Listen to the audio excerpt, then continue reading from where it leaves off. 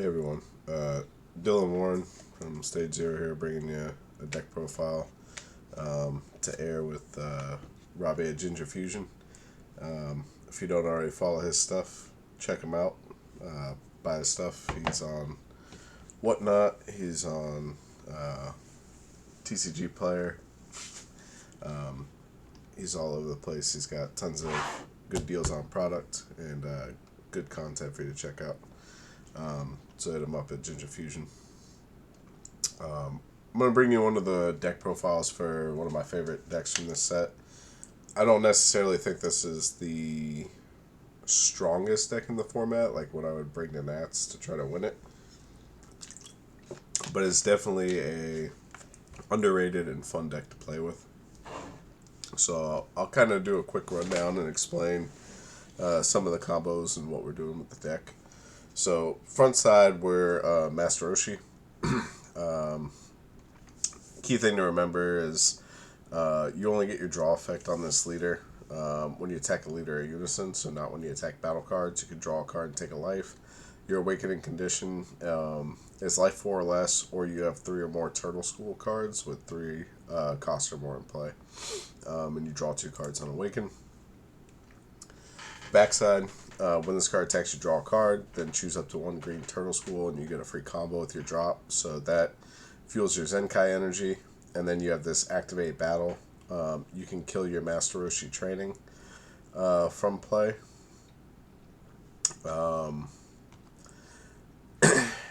In play, place it on its drop area, and then you get plus 5k for each different character name in your Z energy that are Turtle School. Plus 5k for each one, and double strike.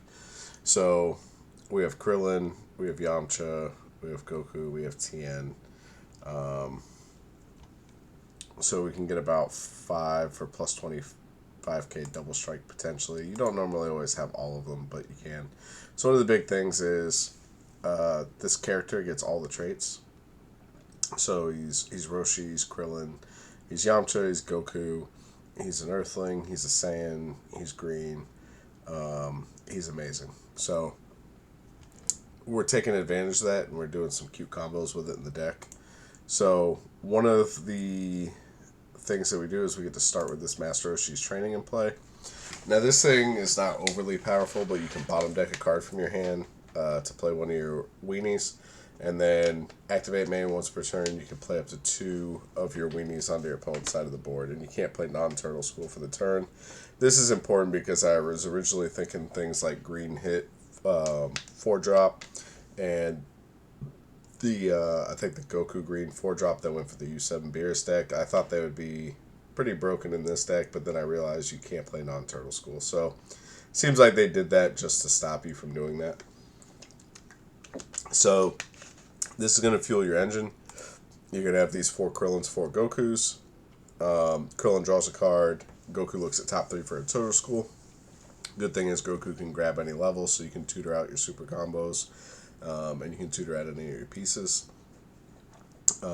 So you can bottom deck whatever the worst card in your hand is and play one of these 1 per turn to plus. They only become 1k combos when you combo with them, so that's so you can't stack them and then just get a ton of combo power on board. So all of the big guys have an effect when you KO opponent's battle card by attack. Then you can pay 1, play them, and then they all have an effect. So your turn 1 play is always going to want to be to open this guy. When you KO one opponent's battle cards with attack, you can play him, sack off your Goku, draw a card.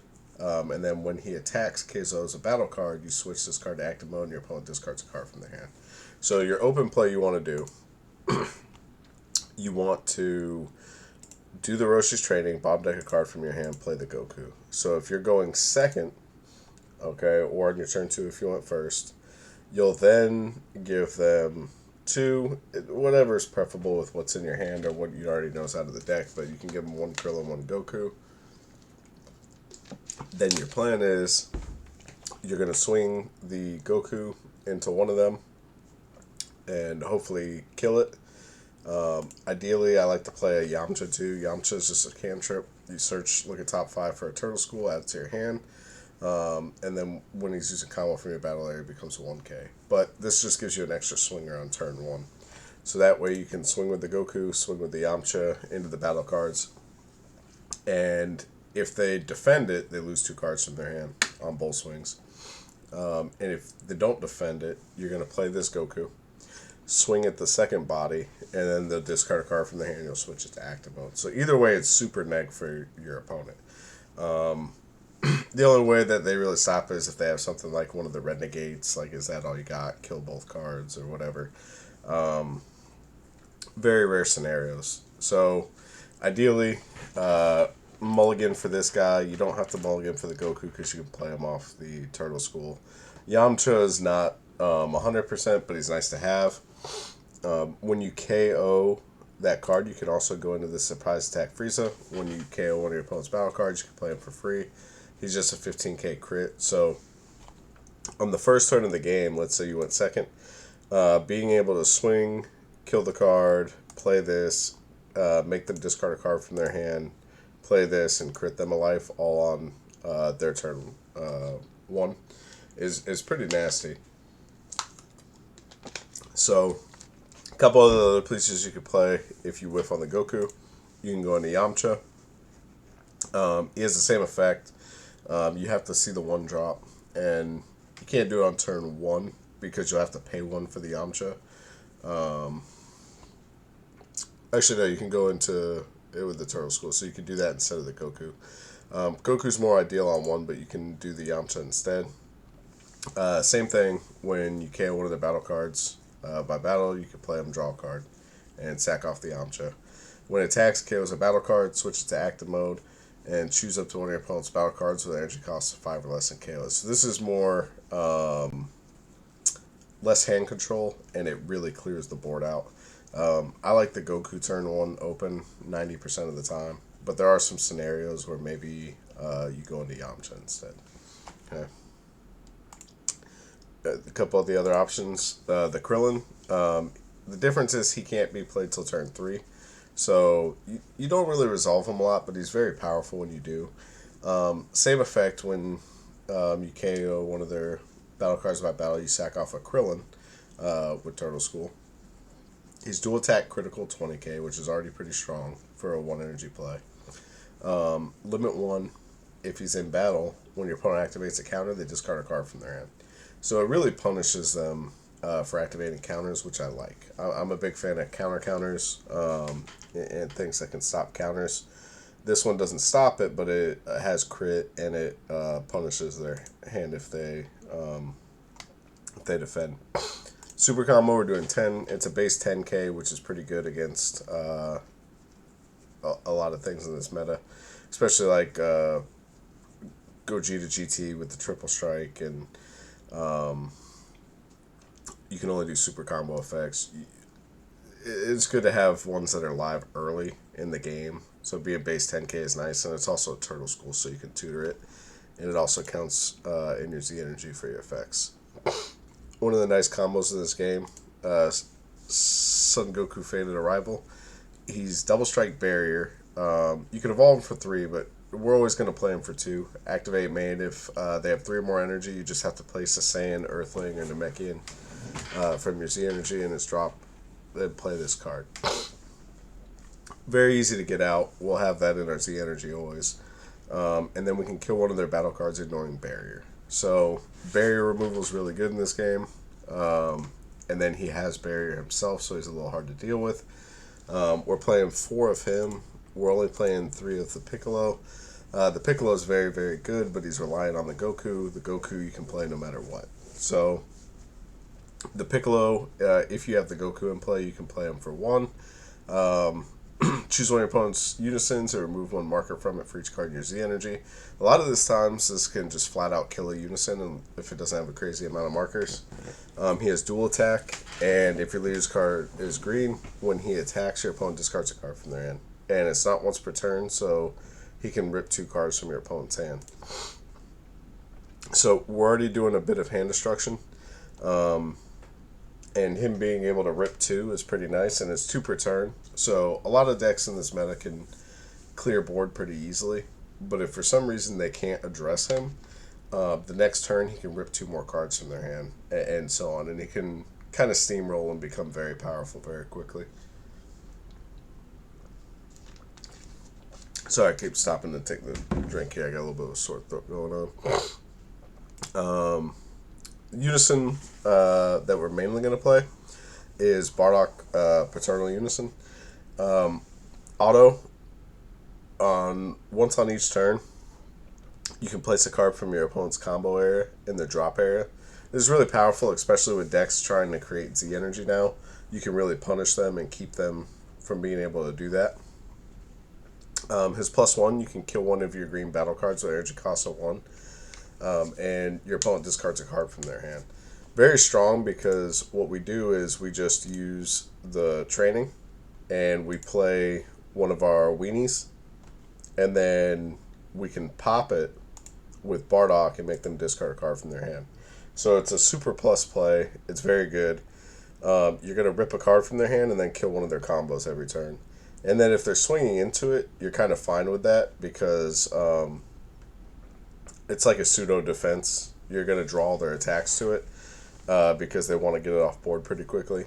And that means they're not going to be swinging at your life, and you're okay with that, because we don't have like a super easy early awaken like some leaders, and we kind of want that pseudo defense. The other Unison is this one. We're playing it too because it's not as good, but we kind of want to follow up with it late game sometimes off the Bardock. If she has 5 or more markers when she plays it, she kills a battle card of any level. So very nice. You can kill like 8 drops in with it for 1 energy. Pretty strong.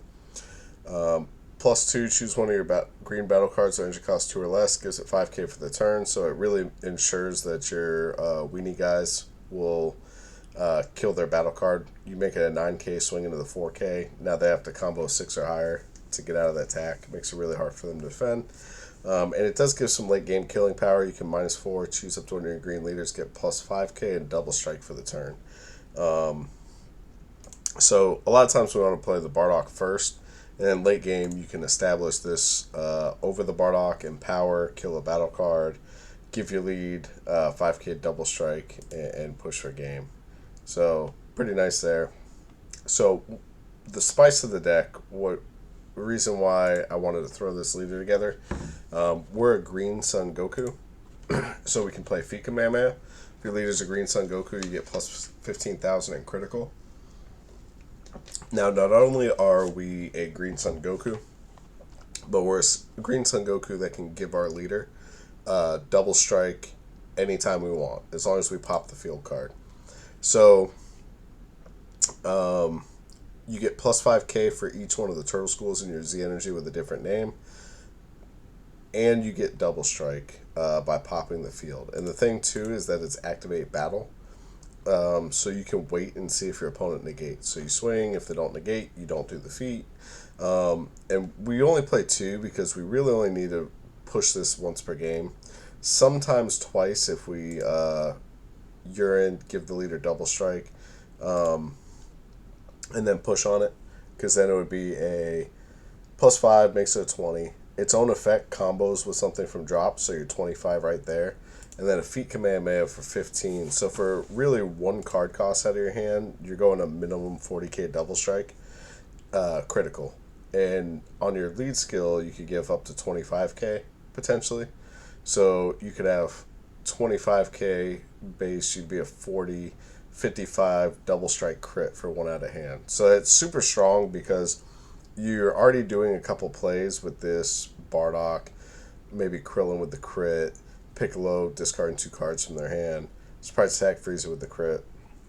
So you're not a hand control deck, but you're doing enough hand control where a big double strike crit is really going to hurt. They're either going to have to take the 2 damage to drop, or they're going to have to use a ton of resources to stop it. We're playing 4 homicidal clones, free negate, make a blocker. These are just very good. I had dormant potential originally, but as you can see, this is 55 cards on the list. I just don't know that we have the room for it. I have this as a 2 of. It's cuttable, but it's nice. It stops floodgates if you lose Green Sun Goku. So you have to be awakened to use it. And the battle card being played is 2 or less. It's played in the drop instead. She becomes a 1-drop if you're a Turtle School. And when she's played, she looks at the top 7 and can grab a Green Sun Goku among them. So she can grab this guy. She can grab the Fated Arrival. And the reason why that's so good is most good counterplays in the game don't draw or plus a card. So she's a counterplay that also pluses you a card, which is pretty strong. And last but not least, the SCR choice is for the surprise factor. We're playing the Bardock Origin of Legend. He's deflect, double strike, dual attack, 40k. He's 3 of any color, and the only requirement is that your leader is a Saiyan card. So we're going for the surprise factor because a lot of people aren't catching on to that. This is also a Saiyan. So we can play this in this deck, and it costs 3 of any color, so it doesn't matter that we're a green deck. And when you play it, you choose up to one of your opponent's cards, switch it to rest mode. So the reason why I say the surprise factor, and that's if people actually watch this video and pay attention to what I'm saying and then catch on to this deck, it won't surprise them. But against green, you're not expecting them to tap your last energy, especially mono green. It's not green yellow. So a lot of times people will feel safe against you leaving just 1 energy up, and you can catch them in scenarios many times where you tap down that last energy and you kill them. And it's also defense because you can activate main. You can kill 2 of your opponent's cards in rest mode ignoring barrier, and then it has a Nimbus effect where your opponent can only attack with a battle card. Attack with a battle card once the next turn. So we have barrier removal in this, and we have barrier removal in this, which is really nice. For the Zenkai deck, I just kept it really simple. You don't really need 4 of this, but we just have a lack of great Z cards to play. It's deflect. You play for 3 if your opponent has 3 or more energy. And you place 1 Turtle School from your Z energy in your drop. You can play up to 1 Turtle School, 20,000 power, that doesn't have Master Roshi, in which you haven't played this turn, from your deck with its skills negated for the turn. So you can play this Goku, or you can play Yamcha. And what that really does is if you're stuck on the front and you don't want to take that life or your opponent's not awakening you, a lot of times you'll either establish a Yamcha or a Goku early, and then if you play this and trigger its effect, now you have 3 Turtle School with an energy cost of 3 or more, and you meet your awaken condition. And also just putting 2 20k bodies is pretty strong, especially if these stick for the mana turn. You can play Krillin essentially too. So, alright, so there's 3 more. Let me read that, make sure I'm not telling you wrong. Energy, 20,000 power, yeah, so you can play Krillin because you meet the 3 energy requirement. So you can play any one of those 3. So it gives you the body, plus it gives you the awakening condition. Then you play this Frieza, 2 energy, only 1 Zenkai. Deflect, double strike, so it gives us a double striker. It's always nice to have access to accessible double strike. When it's played, you can choose up to 1 of your opponent's battle cards, energy 5 or less, KO it. So this is in the Zenkai deck. We always have access to kill. And once per turn, if you place 1 of your Z energy as on its drop area, when 1 of your other green battle cards with energy costs 2 or more attacks, your opponent discards a card from their hand. Pretty powerful if you take this, you swing it into one of the weenies, you have this on board, they discard a card from their hand for Frieza, the Goku KOs, they discard a card from their hand. I don't find myself spamming these onto the board a lot because a lot of the stuff in the deck is good. So you don't really need to go into these, but just Zenkai deck, it's good to have it there. They're good cards. They make great combos when they pop off. So, hope you like the deck profile. Lot of fun. I don't necessarily think it's the best deck in the meta,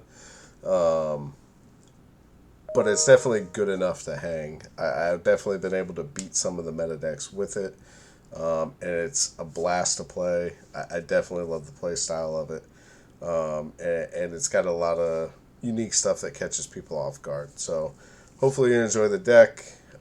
Check out what Robbie's got going on with his content with Ginger Fusion, his stuff he's got for sale on TCG Players YouTube channel.